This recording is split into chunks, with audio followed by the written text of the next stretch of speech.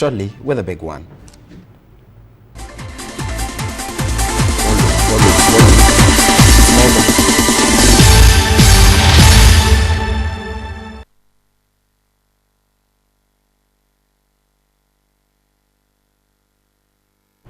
You're watching News at 10 with me, Edward Kwabi. Now, flag bearer of the NPP, Nana-Addo has assured the people of Upper East region he would build dams for all agriculture communities in the region if given the nod as president. At the Nabdam constituency, he says expanding agriculture will solve the issue of unemployment in the country. Nana-Addo called on the chiefs of Nangodi, Sakoti and Pelungu. At the palace of the Sakoti chief, Nabasigri Biwong recounted Nana-Addo's effort in getting the area connected to the national grid in 2008. Nana-Addo introduced the parliamentary candidate for the NPP in the Nabdam constituency, Boniface Gambela, who is the only NPP MP in the region, to the people. The flag bearer reiterated his policy of one factory, one district, saying this will deal with the unemployment challenges in the country. The paramount chief of the Sakoti traditional area, Nabasigri Biwong, who is the president of the Upper East Regional House of Chiefs, called for peace before, during and after the December polls. Party supporters from the constituency followed the convoy of the flag bearer to every corner of the constituency.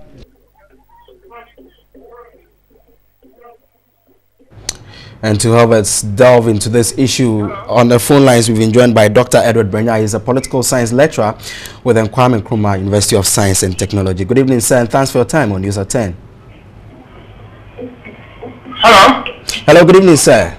Good evening. Now, what do you make of Nana-Addo's latest promise, considering the fact that a few days ago, Imani came up with some research of a sort, seeking to say that most of the promises by political parties are unattainable and unachievable? Good evening, and good evening to the able listeners of TV3.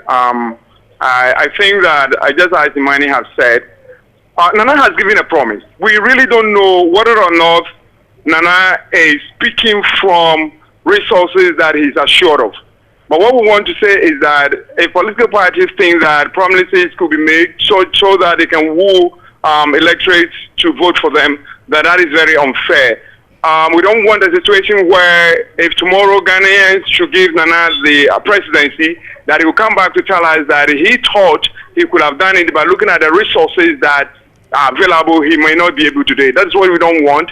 But we basically cannot say what he's saying is right or wrong, or it's attainable or it's not, unattainable, because we don't know what he knows. We don't know why he said he was going to give one district a factory. We don't know why he said he's going to give a dam. We are just hoping that he's actually he's done a thorough assessment. He look at where he's going to get the resources to be able to do some of the promises. But as the man rightly pointed out, many of the promises that are coming are vague promises intended to deceive voters so that they will be able to get the votes.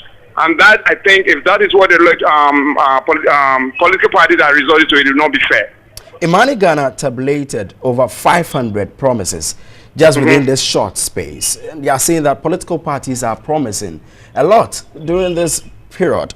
Do you suspect that the 2016 elections is going to be more of promises galore?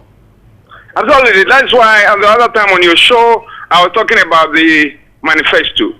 Now, if this was contained in the manifesto, probably Nana would have given us more details on how he intends to provide for that.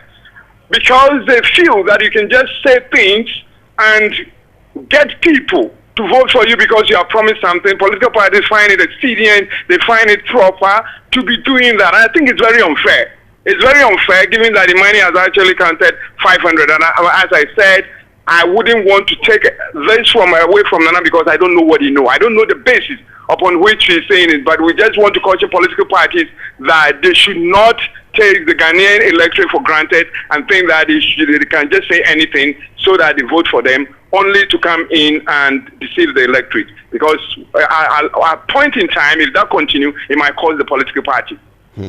Now, from your point of view as a political watcher and someone who has been studying our political trend over the years, do you suspect that politicians of this age or this era are taking electorates for granted?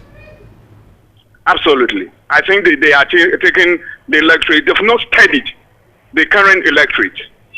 They feel that the electorate of yesterday are still the electorate of today. And therefore, what the electorates need to know is when you tell them things, because things that you tell them that you're going to do things for them, and those promises will give you the votes. They are taking them for granted. They are not really committed to what comes out of their mouth. They don't know that the promises that are made are the basis of holding them accountable. And because they believe that electors are not able to assess what they say and hold them accountable in the next election, they keep on giving promises, and that is what I think the electors are doing at the moment. I mean, the political parties are doing at the moment. And you think that moving into election 2016, what should electorates be expecting from these people, especially considering the fact that some of these promises have not yet been made official? They are not yet in the manifesto. We've not seen their manifestos. Do you think that putting these promises in the manifesto will make it a bit feasible and believable by the electorate? Yes, I strongly believe that some of these things that I said should actually be said when they are written down in a manifesto, so that at least they will know that whatever you're saying is coming out from what you're stated in your manifesto that you're going to perform. But if we're just coming to come out of West, at another time you might say that you never said it, and that is a problem. If it is coming out of the manifesto, then of course we would be able to hold them accountable, because that is what the manifesto says, and we would analyze the manifesto. But beyond the electorate, I believe strongly that we should have actually the media doing some of this questioning. When things are said, let the media hold them responsible. Let's ask questions. Let's find a way to get them to give us the basis upon which they are providing those promises. Because that is what you are for. You're supposed to actually help the electorate to make informed decisions. And I believe strongly that if you did that, that would go a long way in helping the politicians to desist from some of the big promises that they give to the electorate. We're grateful that you joined us tonight on News at 10. Dr. Edward Brenya is a political science lecturer with the Kwame Nkrumah University of Science and Technology. He's been speaking to us about the latest promise from Nana Akufo-Addo that is building one dam per a village, of course, a farming community in the northern region.